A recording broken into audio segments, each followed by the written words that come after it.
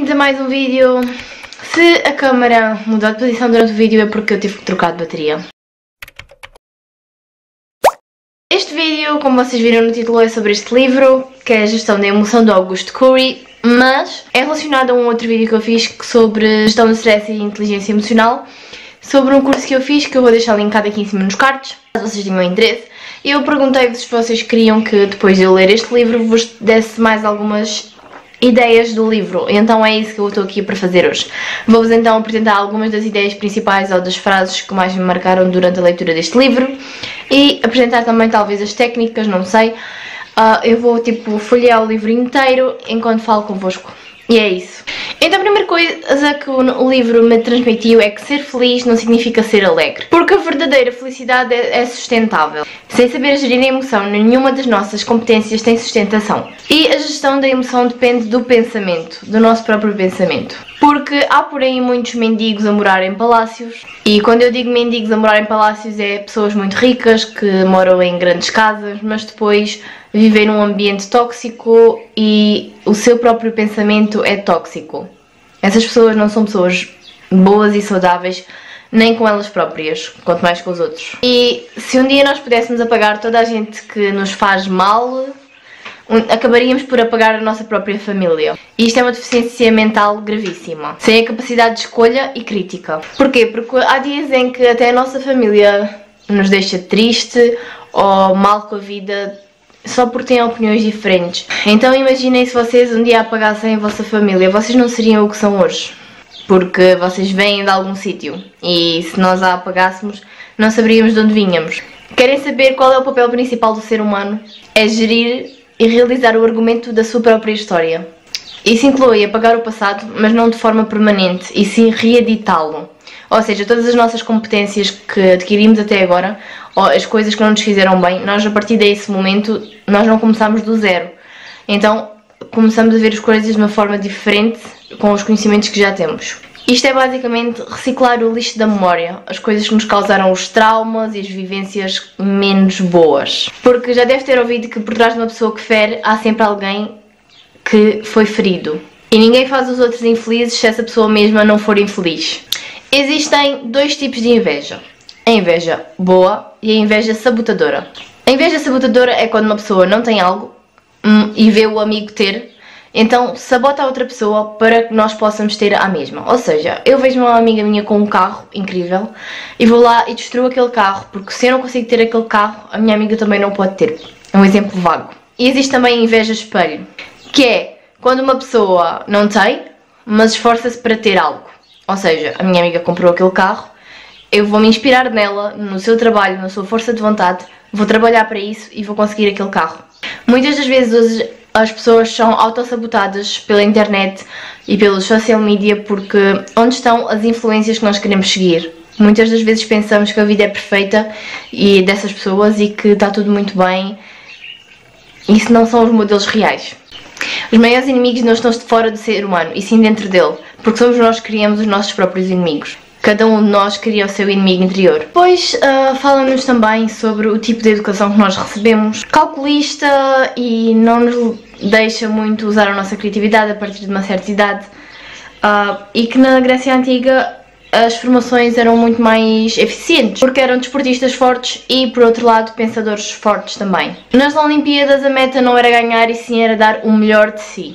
Porque quem vence sem derrotas sobe ao pódio sem glórias. E agora sim, as 7 fases que nós devemos trabalhar todos os dias são: ser fiel à nossa consciência, contemplar o belo, encarar-se com a existência, ser altruísta, pensar com humanidade, dar-se sem esperar nada à partida e adquirir a estabilidade emocional. Algumas pessoas têm uma idade de 30, 40 anos e uma idade emocional de 15 ou 20. Quem consegue contemplar o belo é alguém que, no meio de um trânsito infernal, observa uma árvore florida. Nós devemos combinar duas ferramentas muito importantes: ser profissionalmente responsáveis e emocionalmente relaxados. E esta é a tarefa mais complicada. Temos que nos dar aos outros de forma inteligente. Ser feliz não é ter uma vida perfeita, é sentir o cheiro da terra molhada é aplaudir os que tentaram e é dar o melhor a quem não conhecemos e começar tudo de novo quantas vezes for necessário. Muitas das vezes muitas pessoas têm dinheiro para viajar o mundo inteiro, mas não sabem viajar dentro de si próprios. E a energia emocional não é estática, não tem o mesmo volume, intensidade ou qualidade. Pensar como humanidade resgata a nossa sensibilidade. Quem tem medo de olhar para si próprio será aterrorizado durante uma vida inteira. Não se fala em gestão da emoção sem saber os próprios limites ou fronteiras. Ou seja, primeiro que tudo nós temos que saber quais são os nossos limites, frustrações, medos, para depois podermos encará-los e saber geri-los.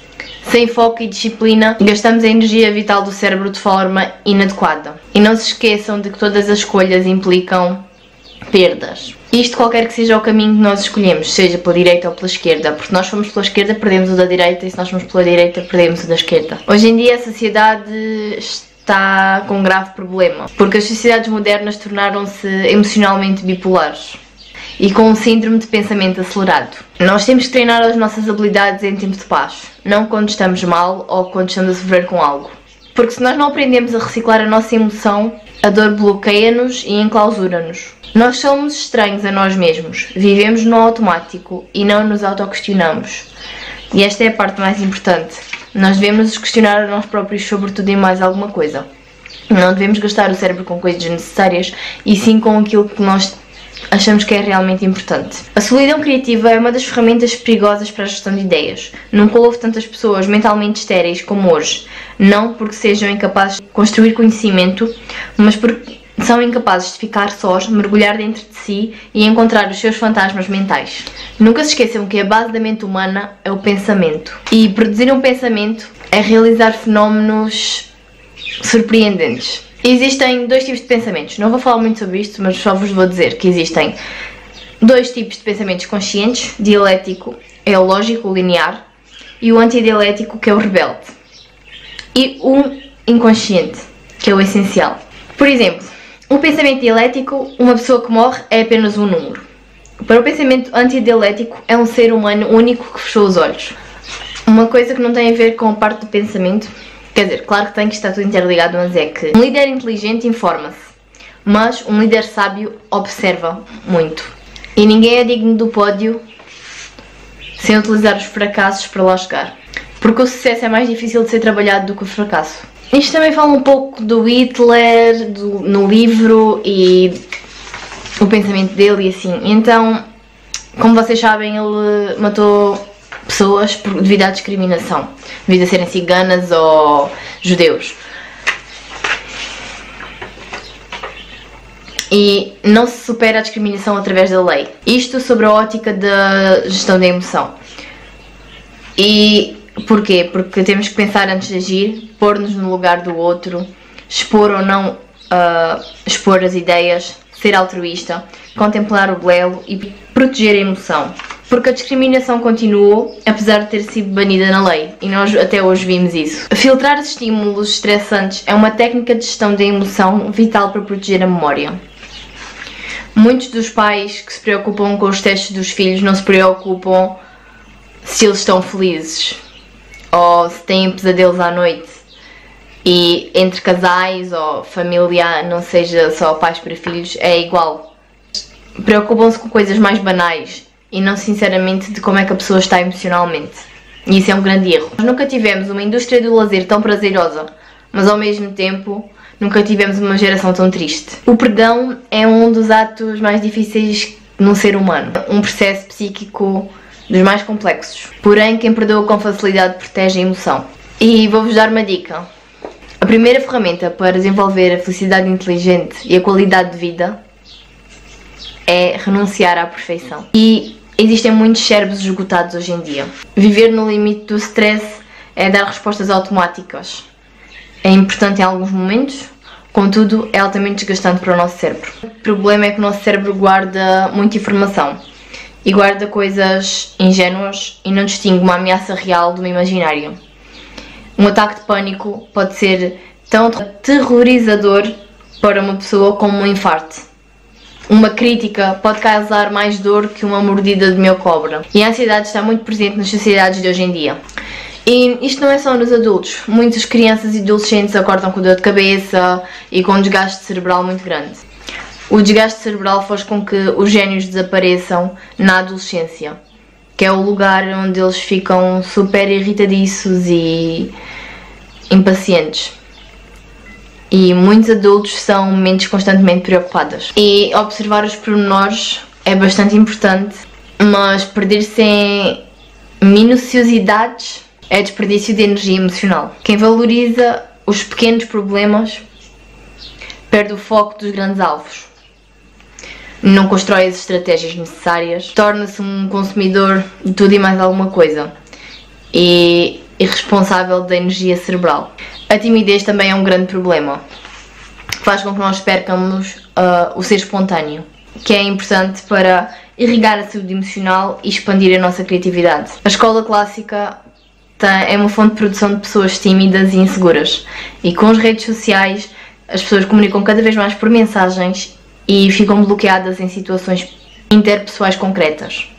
Depois há por aí muitas pessoas que se sabotam elas próprias, que são aplicadíssimos nas suas tarefas, mas quando erram autopunem-se a elas próprias. Esquecem-se que são meros mortais e que irão para um túmulo da solidão.